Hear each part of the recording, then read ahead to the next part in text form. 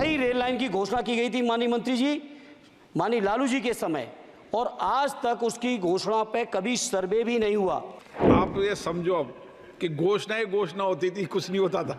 उसके बाद 10 साल से तो आप भी हैं, 10 साल से ये भी हैं अध्यक्ष जी, ऐसा नहीं है 10 साल से ये भी बैठे हैं। घोषणा उन्होंने की तो पूरा करना इनकी भी जिम्मेदारी है कि अध्यक्ष जी विभाग नहीं बदल गया है, भारत सरकार की जिम्मेदारी है। अरे 10 साल का हिसाब दे दो, अरे 10 साल का हिसाब दे दो। चलिए धर्मेंद्र जी, अरे मेरे पास समय कम है, उसका दुरुपयोग ना करो। धन्यवाद अध्यक्ष जी। हालांकि हमारी पार्टी का समय नहीं था, बावजूद इसके आपने समय दिया रेल बजट पे बोलने के लिए, उसके लिए मैं आपका बहुत हृदय से धन्यवाद।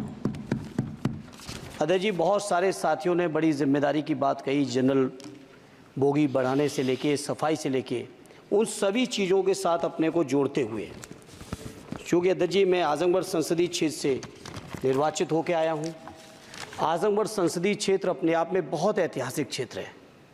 अल्लामा शिबली नुमानी, कैफ़ी आज़मी, अयोध्या प्रसाद हरियोत से लेके तमाम जो हमारे एक से एक महान लोगों की ये सरजमी रही है। अध्यक्ष जी, आजमगढ़ क्षेत्र अलग अलग विविधताओं से भरा हुआ है। आजमगढ़ के लोगों को जहाँ रोज़गार के लिए मुंबई जाना पड़ता है, वहीं शिक्षा के लिए आजमगढ़ के लोगों को इलाहाबाद और प्रयागराज की ज़रूरत पड़ती है। प्रदेश की राजधानी लखनऊ है, देश की राजधानी दिल्ली है। इसलिए मैं अपनी ओर से अपने क्षेत्र के लिए आजमगढ़ से मुंबई, जो कोरोना से पहले माननीय मंत्री जी ध्यान दे दें, कोरोना से पहले आजमगढ़ से मुंबई एक रेल चलती थी जो कोरोना काल से बंद चल रही है। हमारा अनुरोध है कि उस रेल को न केवल वो साप्ताहिक थी, उस रेल को हर दिन के लिए शुरू किया जाए, बल्कि साथ ही साथ आजमगढ़ से लखनऊ, आजमगढ़ से इलाहाबाद, जहाँ पे इंटरसिटी से डेली लोग आवागमन कर सकें, आ जा सकें, उसके लिए इस ट्रेन को भी शुरू कराने की कृपा करें। साथ ही साथ अध्यक्ष जी, आजमगढ़ से दिल्ली जाने का केवल एकमात्र जरिया कैफिया ट्रेन है, और कैफिया ट्रेन के में बैठने का टाइम तो सुनिश्चित है, लेकिन कब पहुंचेंगे इस बात की कोई भी जिम्मेदारी और गारंटी नहीं है। इसलिए मंत्री जी मैं आपसे अनुरोध करूंगा कि आजमगढ़ से दिल्ली के लिए एक नई रेल लाइन, नई रेल ट्रेन शुरू करने की कृपा करें। मैंने जनरल बजट की चर्चा में भी जिक्र किया था, आजमगढ़ से बनारस से बायां आजमगढ़ गोरखपुर तक नई रेल लाइन का बड़ा प्रचार किया गया अध्यक्ष जी। हमसे पूर्व सांसद ने बहुत प्रचार किया कि हमने सैंक्शन करा दिया है, लेकिन उस पर अभी एक भी रुपए की बजट न स्वीकृत है, न उस योजना का स्वीकृत है। सर्वे ज़रूर हुआ है, डीपीआर ज़रूर बनी है, लेकिन उसकी स्वीकृति मंत्री जी और फंड अभी बाकी है। मैं उम्मीद करता हूं कि आप इसको ज़रूर ध्यान देंगे। साथ ही साथ अध्यक्ष जी, आजमगढ़ में जहानागंज से सठियाओं के बीच रेलवे ओवरब्रिज न होने की वजह से घंटों जाम लगता है। इसी तरह से दो जगह और हैं, कुटवा मझगवां, बालीपुर से रानी की सराय, डुगवा कोटवा रेलवे पर अंडरपास की बहुत ज़रूरत है। अध्यक्ष जी एक मिनट और लेंगे। मैं बड़ा सौभाग्यशाली हूँ अध्यक्ष जी कि उत्तर प्रदेश की 3 विभिन्न लोकसभाओं का मैंने प्रतिनिधित्व करने का मुझे मौका मिला, और वो तीनों ही क्षेत्र सदैव नेताजी की कर्मभूमि रहे, स्वर्गीय शरद यादव जी की कर्मभूमि रहे, माननीय अखिलेश यादव जी की कर्मभूमि रहे। इन तीनों ही क्षेत्रों की अलग अलग मांगें हैं, इसके लिए मैं आपसे थोड़ा सा अनुरोध करूंगा। अध्यक्ष जी, जब लालू प्रसाद जी, माननीय लालू जी देश के रेल मंत्री थे, उस समय एक योजना की घोषणा की गई थी इसी सदन में। वो घोषणा थी मैनपुरी से एटा, कासगंज होते हुए बदायूं, बदायूं से संभल होते हुए गजरौला तक नई रेल लाइन की घोषणा की गई थी माननीय मंत्री जी, माननीय लालू जी के समय, और आज तक उसकी घोषणा पे कभी सर्वे भी नहीं हुआ।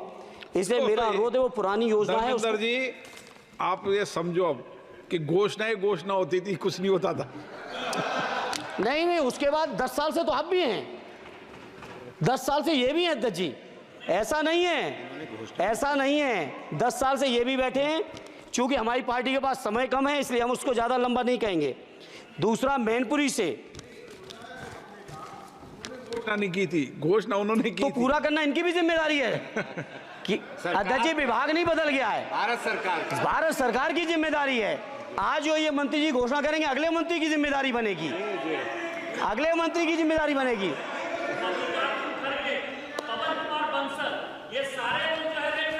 अरे 10 साल का हिसाब दे दो, अरे 10 साल का हिसाब दे दो। चलिए धर्मेंद्र जी अरे बोलिए। मेरे पास समय कम है, उसका दुरुपयोग ना करो। धर्मेंद्र जी बोलिए। अध्यक्ष जी, मैनपुरी से दिल्ली के लिए, मैनपुरी से लखनऊ के लिए, बदायूं से लखनऊ के लिए, बदायूं से दिल्ली के लिए इन रेल लाइनों की सख्त, रेलवे ट्रेनों की सख्त ज़रूरत है।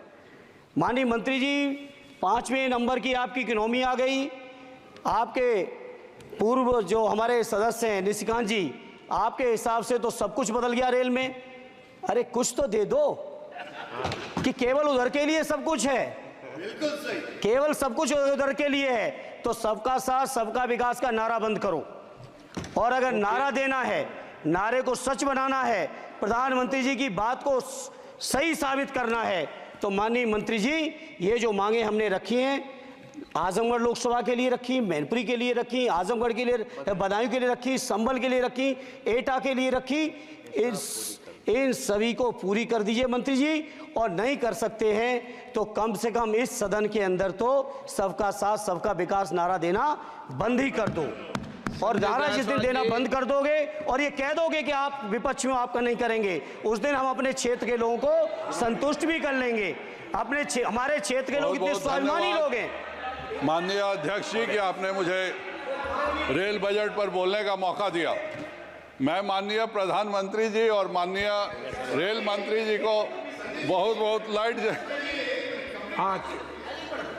बीच में छूट गया, तो धन्यवाद अध्यक्ष जी। मैं कहता हूं कि जो मांगे की हैं तीनों ही क्षेत्रों की, उत्तर प्रदेश की जनता की, उसको माननीय मंत्री जी पार्टी से ऊपर उठकर सबके साथ और विकास के लिए पूरा कर दें। आपकी बहुत बहुत मेहरबानी होगी, नहीं तो ये नारा बंद करो। For exclusive and insightful videos, subscribe to our new channel ABP Live Premium.